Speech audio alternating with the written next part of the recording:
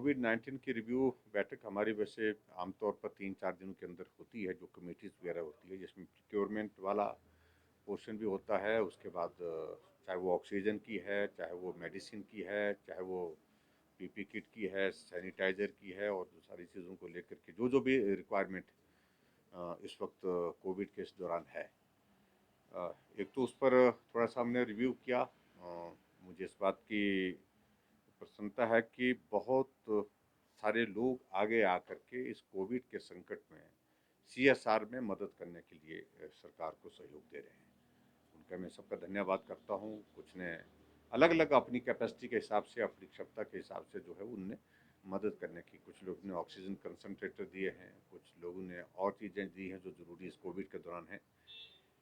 इसके अतिरिक्त सारी कोविड कोविड की वर्तमान जो हमने जो कैपेसिटी जो बढ़ाई है, बेड कैपेसिटी, और बेड कैपेसिटी के साथ उसके साथ फिर ऑक्सीजन की कैपेसिटी को हमने, जहां 15 मीट्रिक टन पहले हमारे लिए अलॉट था कोटा, उसको हमने 30 किया। 30 मीट्रिक टन के बाद फिर और हमने आग्रह किया केंद्र सरकार का, और मैं पीयूष गोयल जी का विशेष तौर से आभार व्यक्त करना चाहूँगा कि हमने उनके समक्ष बात कही कि भाई 30 से भी इसको 10 और बढ़ाइए, 40 मीट्रिक टन करिए। तो हमें हिमाचल के लिए 40 मीट्रिक टन ऑक्सीजन का कोटा निर्धारित हो गया, और हमने उसको प्रोक्योर करना शुरू कर दिया, उठाना भी शुरू कर दिया। तो इसलिए ये जो एक और ये जो ब्लैक फंगस के कुछ मामले, 5 मामले हिमाचल प्रदेश में रिकॉर्ड हुए हैं, वो अंडर ट्रीटमेंट हैं, और उनमें से 4 लोगों की उसमें सर्जरी हो गई है, वो ठीक पोजीशन में है। एक की थोड़ी स्थिति थोड़ी गंभीर बनी हुई है, हम उम्मीद करते हैं वो भी रिकवर हो जाए।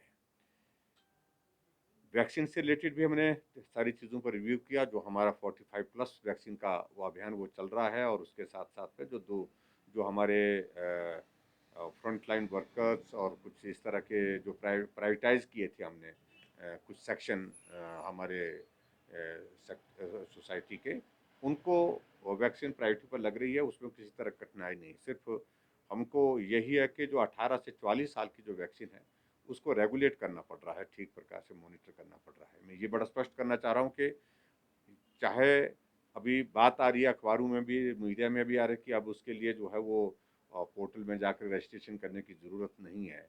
वो बात एक जगह ठीक है, वो राष्ट्रीय स्तर का एक निर्णय है, उस निर्णय का भी हम स्वागत करते हैं। लेकिन उसके बावजूद भी हमारे पास जो रजिस्ट्रेशन होगी, रजिस्ट्रेशन के बाद फिर जो लोग जिनको हमने वैक्सीन देनी है, उनकी संख्या निर्धारित होकर के, जिनको मैसेज आएगा, संदेश आएगा, वही लोग वहाँ पर उस पर आएँ तो वो उचित रहेगा। अन्यथा बहुत सारे लोग आ जाएंगे, उसको वहाँ पर मॉनिटर करना मुश्किल हो जाएगा। ऐसी सूरत में जो कठिनाई ना आए, इस बात को सुनिश्चित करने के लिए हमने उस मैकेनिज्म को अपने स्टेट के लेवल पर जो है कोऑर्डिनेट करने के लिए कहा है। बाकी सारी चीज़ें आपकी जानकारी में है ही। मैं ये कहना चाहूँगा कि कोविड के मामलों में गिरावट आई है, काफ़ी तेज़ी से आई है। हम लगभग एक सप्ताह के अंदर ही 40,000 से 24,000 पे आ गए हैं एक्टिव केस के मामले में। लेकिन जहाँ मृत्यु का आंकड़ा है वो अभी तक भी लगभग लगभग उसी एवरेज में आ रहा है। और ये हमने पूरे देश भर में भी देखा। दूसरे प्रदेशों की स्थिति भी मोर और लेस ऐसी ही है। मृत्यु का आंकड़ा अभी भी दूसरे प्रदेशों में, चाहे पूरे देश भर में 3.5 लाख से पर डे का आंकड़ा अब 1,92,000 पिछले कल का है। बहुत कमी उसमें आई है, गिरावट आई है एक्टिव केस के मामले पूरे देश भर में। लेकिन फिर भी जो डेथ का आंकड़ा वो 4,000 प्लस जा रहा है।